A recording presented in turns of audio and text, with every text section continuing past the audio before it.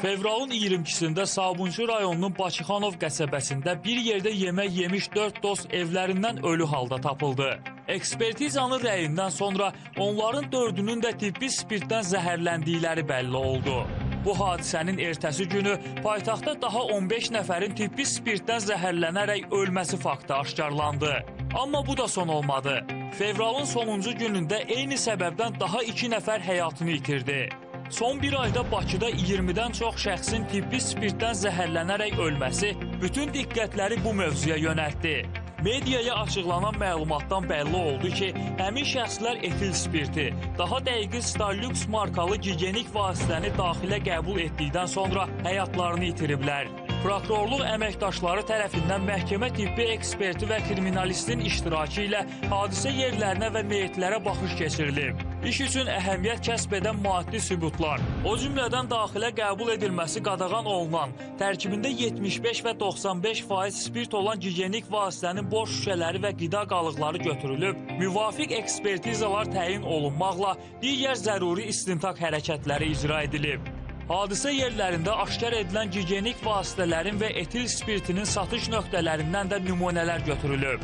Yoxlanış zamanı gigiyenik vasitənin tərkibində insan həyatı və sağlamlığı üçün təhlükəli olan metil spirtinin olması faktı təsdiqini tapıb. 20-dən çox şəxsin ölümünə səbəb olan Starlux markalı gigiyenik vasitəni istehsal edən müəssisənin rəhbəri Səbuhi Xan Hüseynov həbs olunub.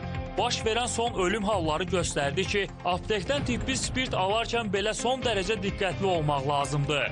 Bəs bu spirt apteklərə necə ayaq açıb? Tibbi savadı olmayan vətəndaş spirtin təhlükəli olub-olmadığını necə müəyyənləşdirə bilər?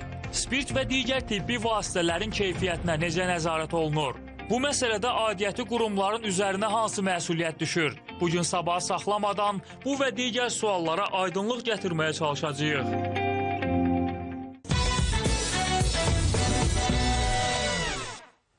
Bir daha xoş gördük hamınızı.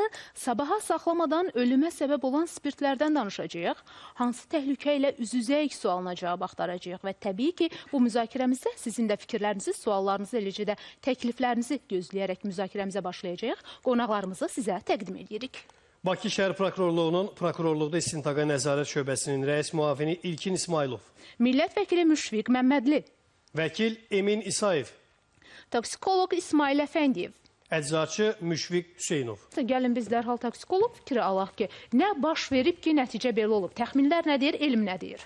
Deməli, mən deyə bilərəm, axşamınız xeyir, mən deyə bilərəm ki, artıq bu üçüncü kütləvi hadisədir son 5 il ərzində. İlk hadisə olubdur 2019-cu ilin yeni il ərəfəsində.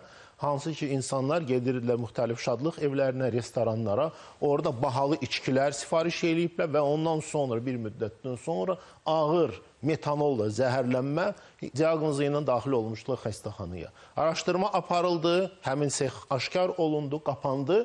Yenə 3-4 ay ərzində sakitlik idi. 20-ci il girdi, pandemiya başladı.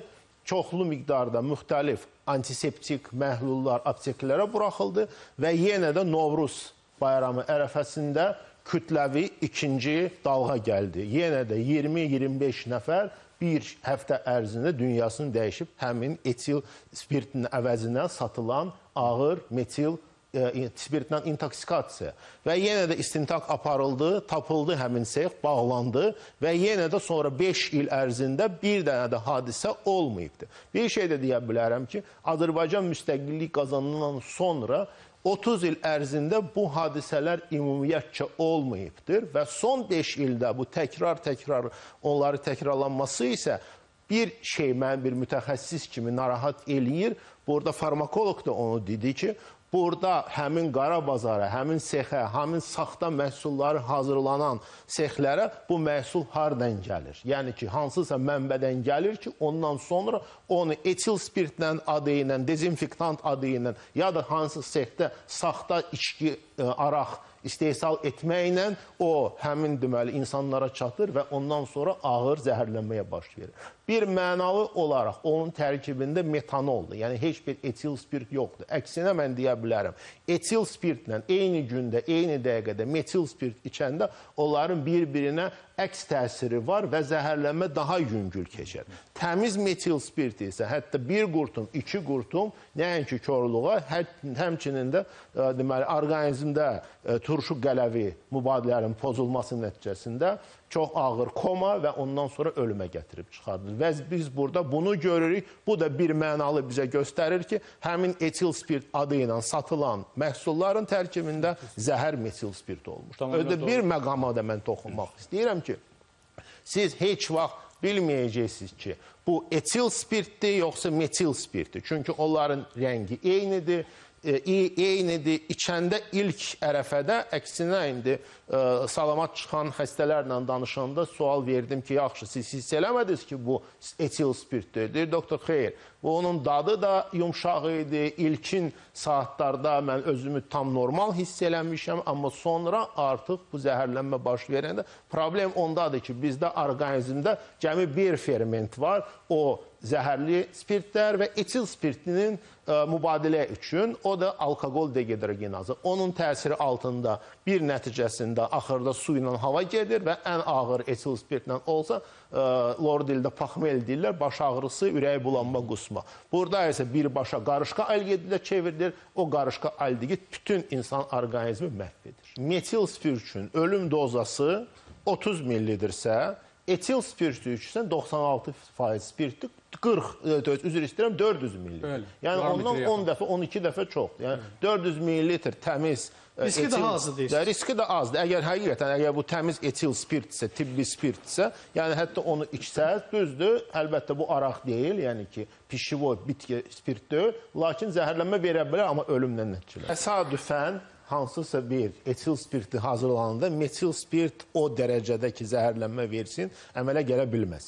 Yəni ki, bu tamamilə ayrı-ayrı texnoloji proseslərdir. Bəli, etil spirtin tərkibində müxtəlif maddələr ola bilər, sivuj yağlar ola bilər, digər spirtlər ola bilər. Amma o dərəcədə olsun metil spirt ki, bir şüşədən belə kütləvi zəhərlənmə versin, bu fiziki və kimyəvi mümkün deyil. Ona görə, yəni ki, burada bir mənalı əvvəlcədən həmin o istehsal eləyən müəssisəyə bu metil spirt, ola belə etil spirt adı ilə daxil olubdur, qablaşdırılıbdır, gigiyenik maddə kimi, onun üstündə yazılıb tərkibində etil spirt var, amma əvvəlcədən orada onun əsas faizi metil spirt. İsmail bəy, bu deməkdir ki, digər apteklərdə də hələ də var. Sözsüz, yəni ki, bundan gələcəkdə ən azından ehtimal var. Bəli, gələcəkdə də belə hadisələrin artıq mən bayaq da dedim, artıq bu üçüncü, son 5 il ərzində bu üçüncü kütləvi metil spirtlə zəhərlənmədir və bu bizim üçün, həkimlər üçün, hüquq mühafizə orqanları üçün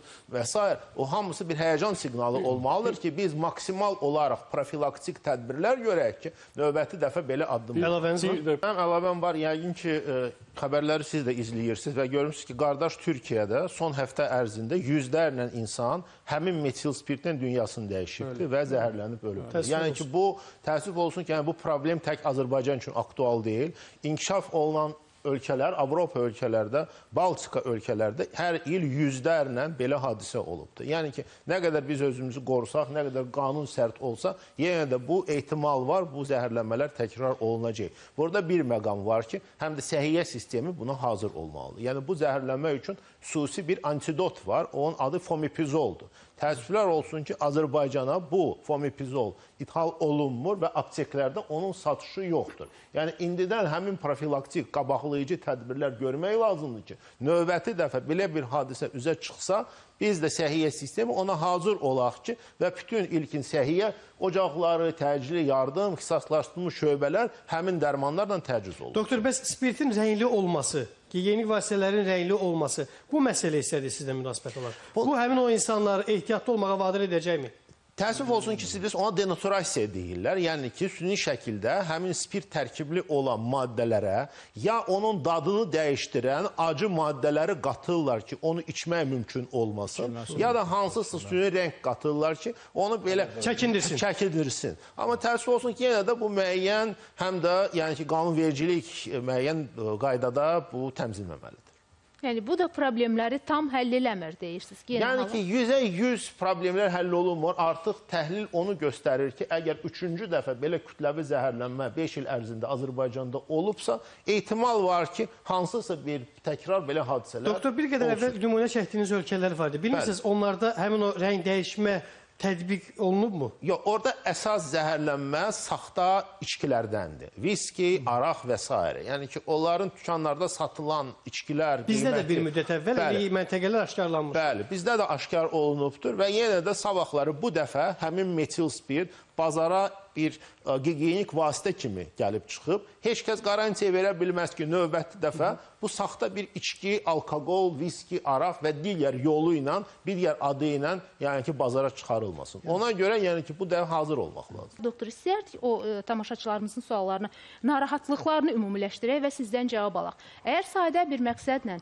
dezinfeksiya məqsədi ilə aptekdən spirt alırlarsa, o da belə bir spirt olursa tərkibində standartlara cavab verməyən, o zaman o insanlar hansı təhlükə ilə üz-üzədirlər? Gəlin bu məsələyə də aydınlıq gətirək. İkinci növbədə bilmək lazımdır, bayaq da mən sadaladım ki, metil spirtlə, etil spirtlə, dadı ilə, rəngi ilə, iyi ilə seçmək mümkün deyil. Artıq əgər siz özünüzdə hansısa bir spirt məhsuldan o ya bu yolla istifadə etməyə, ya hansısa bir içkidə, naməlum yerdə siz içmişsiniz və bir qədər sonra özünüzdə ilk zəhərlənmə əlamətləri hiss eləyirsiniz. Bu nə ola bilər? Çox güclü baş ağrı, görmə qabiliyyətinin pozulması, məsələn, qulağına küy gəlməsi. İçməyəcəklər. Hər hansı digər məqsədlə istifadə olunacaqlarsa, hər hansı bir risklə üz-üzədirlərmi? Bəli, müəyyən dərəcədə həmin maddələr həm dəridən sorula bilər, həm tənəffüs yolunda sorula bilər. Yəni ki, onun baxır, onun konsentrasiyasına. Əllərini spirtləyə bilər, kompres kimi istifadə edə bilər və s. və spirt heç cürə, heç bir gigiyenik vasitə kimi istifadə oluna bilməz. Bir mənalı. Yəni ki, bir o 100 millilitr şüşəyinin 4 nəfərin həyatına son qoymaq olar. Yəni ki, o dərəcədə zəhərli bir maddə. Növbəti o sualı verəcəkdim ki, bir insanın həyatına son vermək üçün neçə qram metil spirti lazımdır? 40 qəpiyə əgər 100 qramı, milliqram əldə edibsə. Əgər əvvəlcədən siz etil spirt içməmisiniz, yəni təmiz etil spirt, kifayətdir, 30 milli kifayətdir ki, ölümlə bu həmin zəhərlənmə nəticəsidir. Əgər bəli, əgər siz ondan əvvəl təmiz, yəni nisbətən təmiz etil spirtli tərkibli araq ya digər məhsul içmisinizsə, onda ölüm dozası daha çox olur. Çünki bizim əsas orqanizmin o metabolizm etil spirtə gedir, metil spirtin toksikliyi azalır. Amma yenə də burada birinci növbədə çox böyük problem vaxtdır. Nə qədər gec siz həkimə müraciət eləsəz, o qədər də sizin sağalma şansınız ya ağır dərəcədə 50 almaq problemlər daha çox, daha ehtimal çoxdur. Biz bir qədər əvvəl apteklərin və yaxud da ki, istehsal edənlərin, onlara nəzarət edən qurumların üzərinə düşən məsuliyyətdən danışırıq. Amma müzakirəmizin bu yerində biz vətəndaşların da üzərinə artıq ciddi bir məsuliyyət düşür ki, həmin o məhlullarla necə istifadə etmək lazımdır, necə onlarla rəftar etmək lazımdır, bu məsələndə daha ətraflı məlumat əldə etməliyik, bilməliyik. Düzdür. Tamamilə düzdür. Ümumiyyətcə, heç bir, yəni ki, daxilə əvvəlcədən nəzərdə tutulmamış gigiyenik vasitə, yoxsa spirt tərkibi bir maddə qəbul etmək mümkün olmaz. Olmaz, qəti qadağandır. Amma eyni zamanda əgər hansısa səbəbdən bu zəhərlənmə veribsə, dərhal həkimə müraciət etmək lazımdır. İlk yardım kimi bir məsləhət verə bilərəm ki, burada birinci növbədə çoxlu soda ilə su içmək, özündən yəni ki, mədəsini təmizlətdirmək, ondan sonra əgər evdə aktivləşdirilmiş kömür varsa, onu əzib, 10 tabletka ilə bir də təmiz su ilə qarışdırıb, onu içmək və dərhal təcil yardıma zəng eləmək. Çünki bundan artıq siz evdə yardım eləyə bilməyəcəksiniz.